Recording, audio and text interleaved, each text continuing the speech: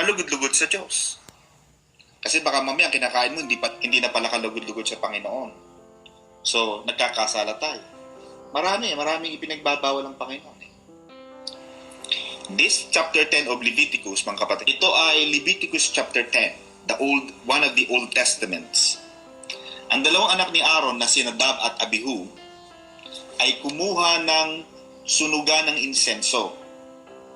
Nilagay nila ito ng apoy at nagsunog ng insenso at humarap kay Yahweh. You see, it's very crucial, very critical for a leader to stand before Yahweh. Ngunit, 10 verse 1, ngunit gumamit sila ng apoy na hindi nararapat. You see? Sapagkat hindi ito iyong iniutos sa kanila ni Yahweh. Nagkaroon ng kasalanan si Nadab at si Abihu. Sa Leviticus chapter 10. In the process of divine services, Nadab and Abihu did what was not commanded. Hindi yun ang utos ng Diyos eh. Importante ang pagsunod. Sabi ng Panginoon, ito ang gagawin mo eh. Eh hindi ka sumunod. Nagalit ang Panginoon. In verse 2, kaya't mula kay Yahweh ay lumabas ang apoy at tinupok sila. Mismong sa Diyos naglabas ang apoy. Naggalit ang Panginoon. Very particular ang Diyos. Very particular ang Panginoon, mga kapatid. In the process of divine services, they did what was not commanded. Bakit ayaw ng Diyos ng apoy na ginamit ni Nadab at ni Abihu? Numbers chapter 3 verse 4 will answer that. And Nadab and Abihu died before the Lord when they offered strange fire. Gumawa sila ng sarili nilang apoy. They offered strange fire before the Lord in the wilderness of Sinai, and God killed them. Gumawa sila ng sarili nilang apoy, mga kapatid. Kaya mahirap, mga kapatid, na tayo ay gagawa ng sariling disposisyon. And this was about Leviticus chapter 10, verse 1 to 7. Aaron and his sons were appointed by God to be priests. They were to offer the sacrifices upon the altar for the sins of the people. Before they could take their priestly office, it was necessary for them to consecrate, anointed, and be sanctified. It was written in Exodus 29. Aaron, the high priest, was to wear a headpiece of his forehead that read holiness to the Lord. So, nakalagay yan, mga kapatid. Nakalagay dapat sa ulo ni Aaron, sa ulo ng high priest, sa kanyang noo, nakasulat dapat, holiness to the Lord. Even their garments were considered to be holy. They were not to come to the altar to minister unless they were wearing these God-ordained garments, or they would die. Exodus 28, verse 43. So kailangan may mga specific requirements ang Panginoon. Hindi ka basta-basta pupunta sa altar. Hindi ka basta-basta haharap ng parang basta-basta na. Pag pupunta ka sa iglesia, huwag ka muna dadaan kung kani-kanino. Kailangan diretso ka muna sa simbahan. Any priest who would be presenting offerings to the holy God had to be holy himself. Haharap ka sa Panginoon eh. Importante na banal ka sa Panginoon. Karapat dapat. God told Moses, "They shall be holy unto their God and not profane the name of their God, for the offerings of the Lord made by fire and the bread of their God they do offer, therefore they shall be holy." Importante, mga kapatid, ang ating paghahandog at ang ating handog ay banal para sa Diyos. Hindi Amen mga kapatid. Pinag-iingatan niya. Maingat ang paghahandog. Nadab and Abihu, focus tayo mga kapatid, bakit sila pinatay? Nadab and Abihu decided one day to try to offer to God a sacrifice their way. Gumawa sila ng sarili nilang paraan, nag-try sila, sumubok. They offered a sacrifice of incense and strange fire before the Lord. Gumamit sila ng apoy na hindi iniutos ng Panginoon, which He commanded not.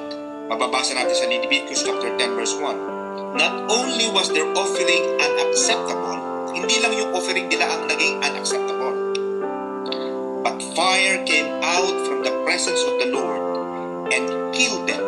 The Lord killed them on the spot. Moses told Aaron that that the Lord spake. Ito ang sinabi ng Panginoon, saying, I will be sanctified in them that come near me, and before all the people I will be glorified. Kailangan paglalapit ka sa Panginoon, make sure na tayo ay banal at karapat-dapat sa Diyos.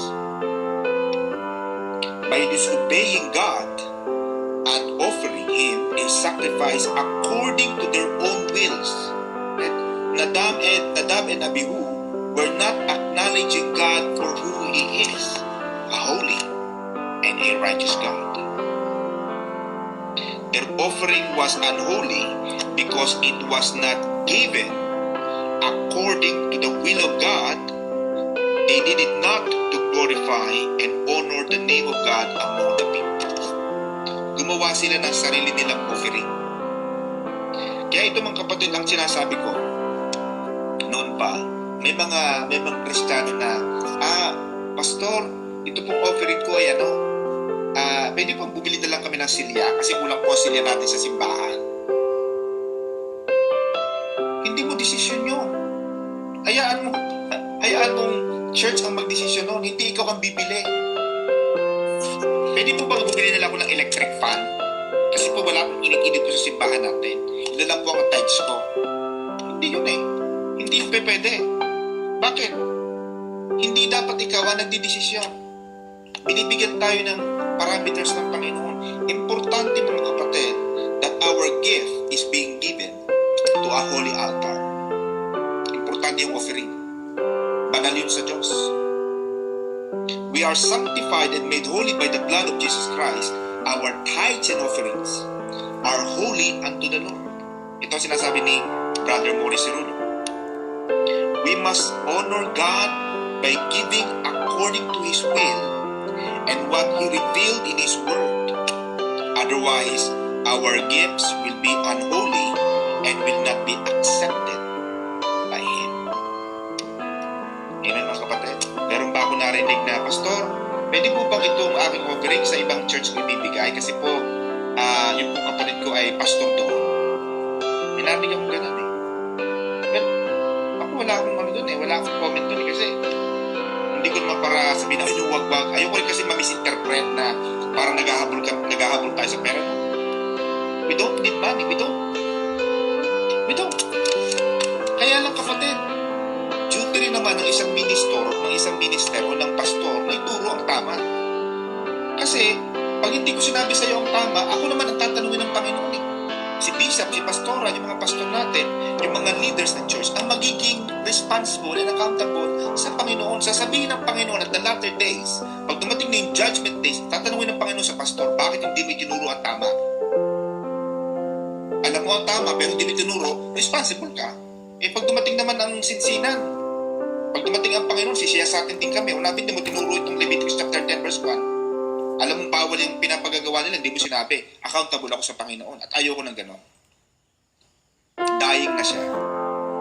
Tumawag sa akin yung asawa niya, ito best friend ko talaga. Sabi niya, Don, mamamatay na si ganito. Okay.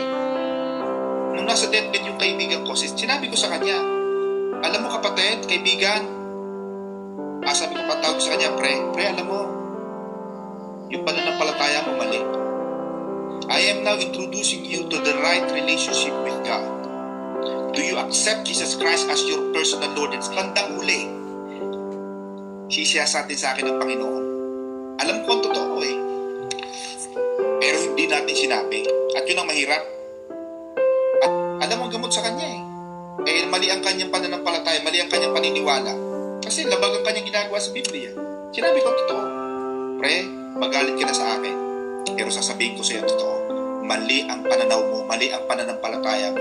Tanggapin mo lang si Jesus bilang iyong Panginoon at tagapagligtas ng iyong buhay. Kaibigan, kahit mamatay ka ngayon, mapupunta ka sa langit. Tinanggap niya. Ganun mga kapatid itong Bible dito.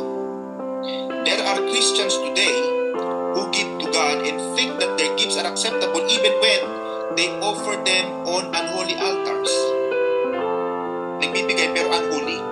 Hindi tama ang pagbibigay. They walk in disobedience to God and His Word, but think that their gifts will still be considered holy and acceptable to Him. If we walk in open rebellion against God, then He will not even hear us. King David said, "If I regard iniquity in my heart, the Lord will not hear me." Itinuturo ng Panginoon sa atin ang tamang daan eh. Ang tamang paraan. Ang tamang paraan ng pagbibigay. Kaya, hindi sinabi ng Panginoon sa Malakay 3 na, bumili ka ng ganito, bumili ka ng ganito. Pag may nakita kang kulang sesel sa simbahan, yun na lamang ang katumbas ng iyong tithe and offering. Walang ganun eh. Baka nagkakamali tayo eh. May mga tao kasi pinangungunahan. Matagal na nagtatrabaho sa ibang bansa, siguro 15-20 years na. Pero laging kulang, laging hikahus. Laging hinahanap ang sweldo. Bakit ganun? 15 years na ako rito sa UK, 20 years na ako sa London, wala pa rin akong naiipon. Pero kumikita. Maybe Sister Mercy. Maybe they are giving in an unholy altar. Mali ang paraan ng pagbibigay. Let's make a parallel. Pag tinignan mo ang buhay ni Cain at ni Abel, si Cain at saka si Abel pareho nagbigay. Pero mapapansin mo, Sister Cecil, na mali ang paraan ng pagbibigay ni Cain. Nag-offering sila pareho eh, di ba? Pero ang kinalog na ng Panginoon in Genesis, na kasiyahan ng Panginoon ay yung handog ni Abel. Ang sinabi na mali ang paghahandog na masama ang handog ni Cain, hindi masama. Pero yung the way it was done was not correct. But when you give your tithes and offerings to God, if your heart is not pure and holy, amen mga kapatid, saan pa nagbibigay ka ng tithes and offering, tapos yung puso mo naman hindi tama at hindi tayo banal, then your gift will not be accepted. Kaya kailangan congruent, kailangan parallel. Yung puso na nagbibigay, masayang nagbibigay. Yung mga nagbibigay na parang may paluwagan sa simbahan, nasa nagbibigay ko, nagbibigay ako dyan. Nagbibigay ako ng 2 pounds dyan, ng 5 pounds. Nagbibigay ako ng 10 pounds. Okay yun, pero huwag mo lang sabihin, huwag mo lang ipagmalak sa Diyos. Dahil at the end of the day, yung ating ikapo, hindi naman natin talaga yun eh. Pag nagbigay ka ng 10%, Sister Mercy, wala ka pang offering. Wala ka pang binigay sa Diyos. At huwag natin sabihin na parang, nagbibigay ako dyan sa church. Huwag natin pagmalaki yun. Bakit? Nagkakaroon ka na ng crown. Hayaan mong malugod ang Diyos sa iyo, sister. Hayaan mong kasiyahan ka ng Panginoon. Hayaan mong maramdaman mo na masaya kang nagbibigay sa Panginoon. Hindi yung parang nagmamalaki. Mahalaga daw na ang ating puso ay banal at tapat sa Panginoon. If you give your offerings grudgingly or because you desire God's blessings in return so that you can consume them upon yourself, then you are offering your gifts on an holy altar and He will not receive them. Amen, mga kapatid. Pag ikaw pala ay nagbibigay, Sister Joy, sa Panginoon, tapos wala ka lang bibigyan ako para ibigyan ako ng Panginoon, pwede rin mag-expect na sa Panginoon, pero huwag kang magbigay na parang dahil lang kailangan magbibigay ako para yumaman ako, para maging magaling ako sa paningin ng iba, para makapagpagawa ako ng mas malaking bahay. Para lahat sila maliit na maliit sa akin. Ako may third floor, sila hanggang first floor lang. Hindi papakinggan ng Panginoon yan. Bakit? Mali ang puso natin eh. Yun ang nangyari mga kapatid. Na magpatuloy tayo sa pagkakamali ni last sentence ni Maurice Rulo, when you give your tithes and offerings to God, you must come to God with a clean heart. In malinis ang puso. Panginoon, ibibigay ko itong aking ikasampung bahagi dahil mahal kita. Panginoon, magdadala ko ng aking handog sa Panginoon. May galak. Amen mga kapatid? Hindi yung pag nag-o-offering na, pag panahon na ng offering, pag yung tatayo na si Brother Johnny, Sister Arlene, Sister Arlene, mag-o-offering na, nasa toilet na. O kaya lalabas, babalik na lang pagka yung wala tapos ng offering. Hindi natin pwedeng lukuhin ng Diyos, Brother Johnny. Pwede mong lukuhin ng tao. Pero ang Diyos, Sister Joyce, hindi natin pwedeng isahan. Bakit? Alam ng Diyos ang laman ng puso mo. God searches the heart. Pwede mo pagtaguan ng Panginoon. Aba ang tao eh. Pero ang Panginoon hindi mo kayang pagtaguan. Now, balik tayo mga kapatid sa turo sa aral na makukuha natin kay Nadab. So alam na natin mga kapatid that in the process, they did what was not commanded to them. Hindi inuutos yun eh. Number 2, they offered the strange fire. Strange. Hindi yun ang hindi alam ng Panginoon yung fire na yun eh. Fire din siya. Parehong fire. Eh, pag nakakita ka ba ng fire, alam mo ba kung strange fire o hindi? Di ba hindi mo naman kilala? Hindi natin alam kung alin yung strange or alin yung genuine fire. Amen mga kapatid. Pwede kang mandaya eh. Pwede mong lukuhin ng tao eh, pero hindi. Hahanapin ng Diyos ano ang laman ng puso ng tao. Mahalaga sa Diyos ang puso. Mahalaga sa Diyos yung hindi pakitang tao. Kasi kung nagpupunta lang tayo ng simbahan, para pupunta ako ng simbahan kasi nandoon si ganun eh. Para makita niya ako. Kagaya ngayon, marami sa Pilipinas ngayon, may simbang gabi na kung walang COVID. Marami mga Pilipino, Sister Maribik, ang nagpupunta ng simbahan sa simbang gabi lang. Bakit? Nandoon ang mga singiro, nandoon ang mga kaibigan. Bakit? Nagsisimba ba tayo dahil lang sa tao? Hindi naman eh. Pag napunta ka ng simbahan, dapat nga maganda walang tao. Huwag mo ipakita nagsisimba ka. Huwag mo ipakita banal-banal ka. Kasi minsan nakakatakot din yan. Baka kala ng tao, banal-banal ka, tapos sumablay ka. Akala ko nagsisimba yan. Maganda na yung wala. Para kung magkamali ka man, hindi nakakahiya. At nagsisimba ka mga kapatid, makatao, maganda na yung hindi mo sinasabi. Ano pa sabi nito mga kapatid? They offered incense at the wrong time and place. Nag-offer sila ng insenso na maling oras at maling lugar. Kasi nagtatry lang sila eh. Yan ang problema ng mga trial and error. Kapag trial and error ang ating paglilingkod mga kapatid, baka magkamali tayo. Hindi ito ganun eh. Number 4, they failed to sanctify themselves before Jehovah and congregation who were in a state of religious ecstasy. Basahin natin verse 3. Then Moses said unto Aaron, This is it that the Lord spake, saying, I will be sanctified in them that come near me, and before all the people I will be glorified. Ang gusto ng Panginoon, Brother Matt, sa iyong paghahandog ay maluwalhati mo ang Panginoon. Dito hindi. Hindi nila, they fail to sanctify themselves. Ano yung sanctification? Yun yung pagpapaging banal. Hindi mo na nila nilinis ang kanilang sarili. Sabi ng Bible, they fail to sanctify themselves. Maaaring meron silang mga kasalanan na hindi pa nahuhugasan. Number 5, this is the most important thing mga kapatid. Number 5, yung pagkakamali at naging dahilan ng kamatayan ni Nadab at Abihu. They got drunk, naging lasing sila, but sought to carry the holy services in this state. Lasing sila eh. Mahirap yung lasing. Even in court, Brother Matt, there are barristers na kilala ko yun. Ito mga kilala kong barristers. Pupunta yun ng korte, Brother Ben, ng mga lasing. Kasi mga puto, di ba mahilig uminom sa gabi? pupunta yan ng court, may hangover. Mga barrister yan, ha? Kaya pagdating sa court, nangangatog-tug nila. Bakit? You cannot perform. Lasing ka, bro, tapos pupunta ka sa harapan ng Diyos, nalasing ka. Now, ito ang sagot sa mga tao na hindi naman ipinagbabawal sa Bible ang pag-iinom. May mga taong ganun mga pilosopo Tasyo. Hindi daw pinagbabawal sa Bible ang pag-iinom. Hindi naman lahat ng bawal isasabihin na Diyos sa Biblia. Lahat ba nakasulat dyan? Ito lang ba ang pinagbabawal ng Diyos? Hindi naman Nakasulat ba dyan na bawal tumawid? Maraming namamatay dito. Hindi nakasulat yun. Sinabi ba dyan na bawal umitit ng marijuana? Walang nakasulat. Bakit?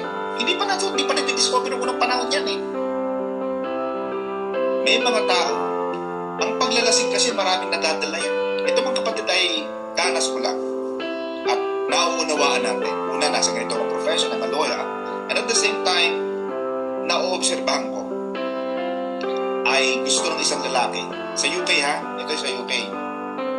At gusto nila, alam mo ang mga potensya nila ay iimbitahan yung mga babae sa pub. Bakit? Lalasingin nila. Minsan nalalasingin yung mga babae. At kung ang babae hindi marunong at matalino, inaya ka sa pub, anong o-orderin mo doon? Alam mo namang white coffee please, or tea, or hot milk. Diba? Nasa pub ka Ang pub, automatic, tequila, brandy, or whiskey na nakakalasing. At pag ang tao lasing, nawawala yan sa tamang wisyo. Pag ang tao lasing, yung papagiray-giray na, naghahanap na ng away, labas ang barako. Kahit hindi naman siya barako, naghahanap ng barako. May lumabas na barako. Sinong hinahanap mo? Barako rin ako.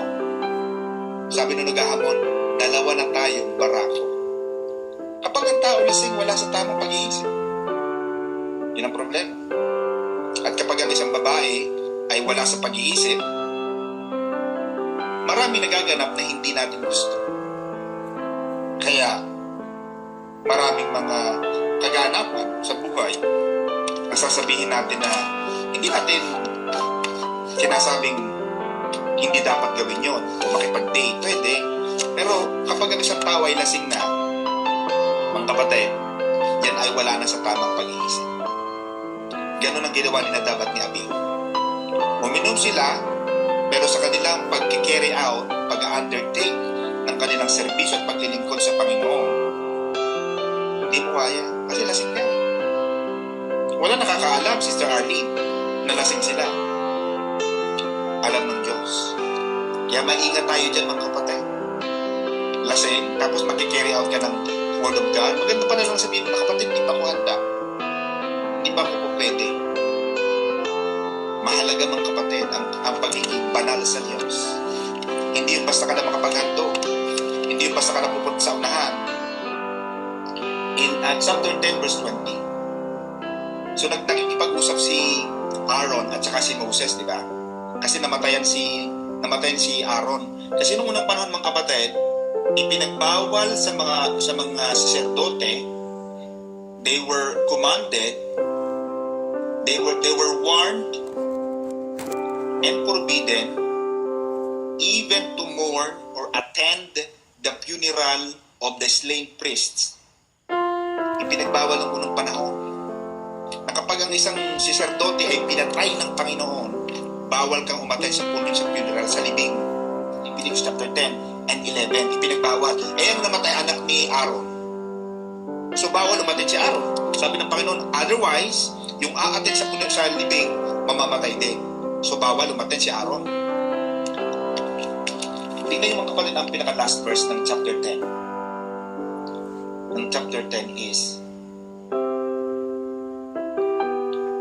and if I had eaten the sin offering today, should it have been accepted in the sight of the Lord? Sabi ni Aaron, kung kakainin ko ba yung sin offering, tatanggapin ba ng Panginoon yun? Yun ang tanong ni Aaron kay Moises. Tama ang sagot ni Moises. And when Moses heard that, Sister Arlene, Moses was content. Mahalaga ang damdamin ng pastor, ang makakaramdam ng damdamin ng Diyos. But never bring that kind of attitude, never bring that culture to the place, to the holy place of God. Importante ang dako na banal sa Panginoon ay maging banal sa Diyos. Mararamdaman yan ng isang pastor. Pag naramdaman na ng pastor, ng ministro, ng leader ng church na ang naghahandog ay hindi karapat-dapat, ipaparamdam na ng Panginoon hindi masaya. At ang pastor naman, mga kapatid, ang tungkulin naman namin bilang naatasang magsalita, okay, magagalit sa amin kung magsasalita kami ng hindi, na maaaring hindi niya gusto. Kasi may mga pastor na gusto lagi magsalita ng mga flowery words, ng mga magagandang salita. Pero hindi lagi ganun ang utos ng Diyos. Hindi lagi ganun papuri. Minsan sasabihin sa'yo, kapatid, alam mo, mali yung ginawa mo. Sabihin mo yun. Ganun din kayo, mga kapatid. Kung nakakita ka ng isang kapatid natin na mali ang ginawa, sabihin mo yun, mali ang ginawa niya. Bakit? At least alam mo nang mali. Pero ang ginagawa ng ibang mga tao, susunsulan pa para lalo magkamali, lalo magkasala. Wow. Magkaroon tayo ng obligasyon, ng accountability. Magkaroon tayo ng audacity to speak the holiness of God. Malapit na dumating ang Panginoon. Magkakaroon naman yan ng judgment Sisiyasatin ng Diyos sa inyong mga kamay, mga kapatid. Ano ang ginawa mo sa lupa? Ikaw, pastor ka? Ikaw na leader? Ikaw na ganito? Anong ginawa mo? Nanloko ka ba? Kasi may maraming tao hindi nila alam ang totoo. Hindi nila alam ang totoo dahil naniniwala nila sa fake news. Maraming fake news. Pero ang trabaho ng isang pastor, ng isang leader, mga kapatid, ay sabihin sa inyo ang totoo kung ano ang sinasabi ng Biblia. Now, kung kayo ay maniniwala sa amin, maniwala kayo, mas mabuti. Kung hindi kayo maniniwala dahil meron kayo sariling disposisyon at matalino kayo, so be it. Pero kami, sasabihin ko sa inyo ang totoo. At huwag ninyong biru-biruin ang paglilingkod sa Diyos. Amen, mga kapatid, salamat po sa mga nanonood sa atin sa online. God bless you po.